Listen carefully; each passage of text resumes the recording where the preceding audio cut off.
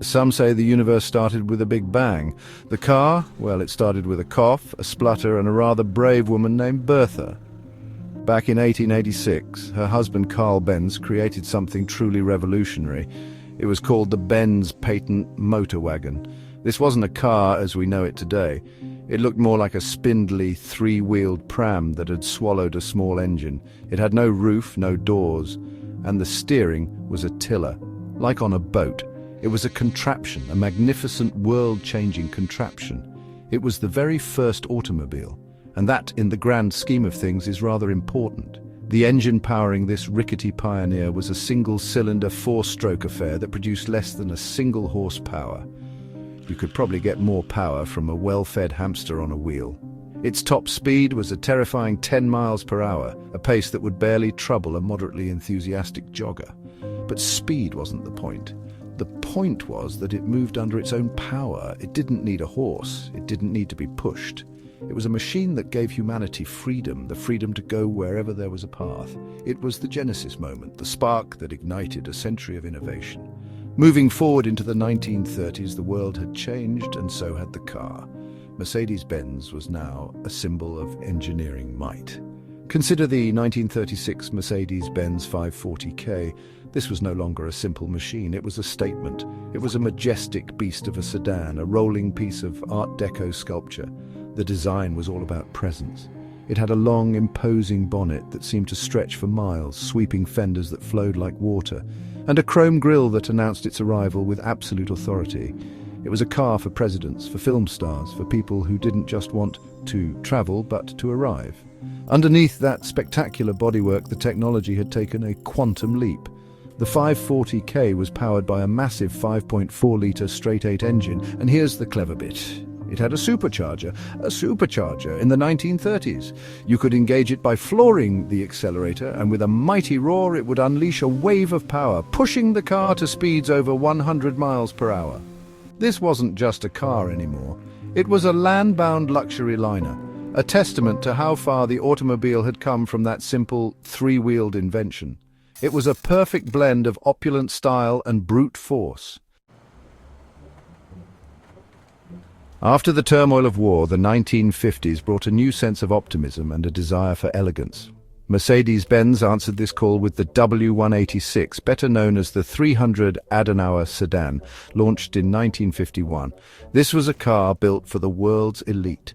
It was enormous, dignified, and exquisitely crafted. It exuded a quiet confidence, a sense of quality that was simply unmatched. The interior was a cocoon of luxury, filled with polished wood, soft leather, and thick carpets. It was so well insulated from the outside world that riding in it felt like floating on a cloud. It was the definitive luxury car of its time. The Adenauer wasn't just about comfort, it was also a technical masterpiece. It featured a sophisticated suspension system that could adapt to heavy loads, ensuring a smooth ride no matter what. The build quality was legendary. These cars were constructed like bank vaults. They were designed to last forever, a principle that became a core part of the Mercedes-Benz identity. Driving one wasn't just transportation, it was an event. It represented a return to civility and high style, a rolling symbol that the world was getting back on its feet and doing so with impeccable grace and unshakable solidity. While the Adenauer defined luxury, Mercedes was about to define the supercar. In 1954, they unleashed something that looked like it had flown in from another planet, the 300 SL Gullwing. This car was, and still is, jaw-droppingly beautiful. But its most famous feature was its doors. They opened upwards like the wings of a seagull, not because it was cool, though it absolutely was, but because of its advanced space-frame chassis, which left no room for conventional doors. It was a perfect example of form following function, resulting in one of the most iconic automotive designs ever conceived. The Gullwing was more than just a pretty face. It was a serious performance machine, born from the company's racing heritage. It featured the world's first production fuel-injected engine, a technology that gave it a significant power advantage and a top speed of over 160 miles per hour, making it the fastest production car of its day. The 300 SL wasn't just a car, it was a legend in its own lifetime. It told the world that Mercedes-Benz could build not only the most luxurious sedans, but also the most advanced and breathtakingly fast sports cars on the planet. As we rolled into the 1980s, a decade of power dressing and technological ambition, Mercedes-Benz gave us the W126 S-Class. This car was the undisputed king of the luxury sedan world. Its design was a masterclass in understated elegance and aerodynamic efficiency. It was sleek, modern, and had a presence that was formidable, yet not flashy. It was the car that every CEO, world leader, and discerning millionaire aspired to own. It was engineered to be the safest, most comfortable, and most reliable car money could buy. It was, in a word, indestructible. The W126 was a technological fortress on wheels. It pioneered features that we now take for granted. It was one of the first cars to offer an airbag as a safety feature. It had anti-lock brakes, seatbelt pretensioners, and a body designed with crumple zones to protect its occupants in a crash. Mercedes wasn't just selling luxury, it was selling safety and peace of mind. The car was a statement that you had made it, but also that you were smart enough to invest in the best possible engineering to protect yourself and your family. It set the benchmark for every luxury car that followed. Fast forward to the turn of the millennium, and Mercedes-Benz was looking deep into the future. In the late 90s and early 2000s, they gave us a glimpse of what was to come with concept cars like the F200 Imagination.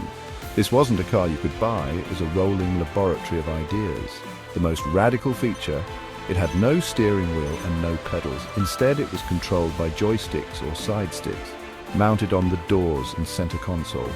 It was a wild idea, taken straight from the world of fighter jets and video games. The F200 was packed with other forward-thinking technologies. It had video cameras instead of mirrors, a voice recognition system for controlling functions, and an electro-transparent panoramic roof that could be darkened at the touch of a button. It explored the very nature of how we interact with our cars. While the joysticks never made it to production, the ideas it explored, drive-by-wire systems, advanced displays and camera-based safety features, laid the groundwork for the technologies that are becoming commonplace in the cars we drive today. It was a brilliant, daring look into the automotive crystal ball. And so we arrive at today, 2025. The world is once again in the midst of a revolution, this time a silent electric one. Mercedes-Benz is at the forefront with its flagship electric sedan, the EQS. This car is a complete reimagining of what a luxury vehicle can be. Its design is a one-bow arc, a smooth, seamless shape that flows from front to back. It looks like a polished riverstone sculpted by the wind for maximum efficiency. It doesn't have a traditional grille. Instead, it has a gloss black panel embedded with sensors and lights, a digital face for a digital age. Inside, the EQS is dominated by the MBUX Hyperscreen, a massive curved glass screen that spans the entire width of the dashboard. It combines the instrument cluster, infotainment and passenger display into one seamless unit. It's like something out of a science fiction film. The car is powered by electricity, delivering instant, silent acceleration that is both thrilling and serene. It glides along in near silence, a tranquil sanctuary from the noise of the world. It's a car that is as much a high-tech gadget as it is a mode of transport, a complete departure from the mechanical age. Think back to that first Benz patent motor wagon from 1886. It was a noisy, mechanical thing of iron and wood, powered by controlled explosions, steering with a tiller. It was the simple, brilliant start of a journey. Now look at the 2025 EQS. It is a silent, intelligent creature of glass and recycled materials, powered by electrons and guided by artificial intelligence. The contrast is staggering. One chugged along at 10 miles per hour, the other can whisper to 60 in a few seconds and drive itself on the motorway. It is the ultimate proof of progress. From a three-wheeled contraption to a self-aware electric landjet, the journey of Mercedes-Benz is the journey of the automobile itself. Each model we've looked at wasn't just a product of its time, it was a shaper of its time. It pushed the boundaries of what was possible in engineering, luxury, safety and style. The constant thread through all these years is a relentless pursuit of excellence and a bold vision for the future. And if this is how far we've come in 139 years, just imagine what the next 139 will bring. It's going to be brilliant.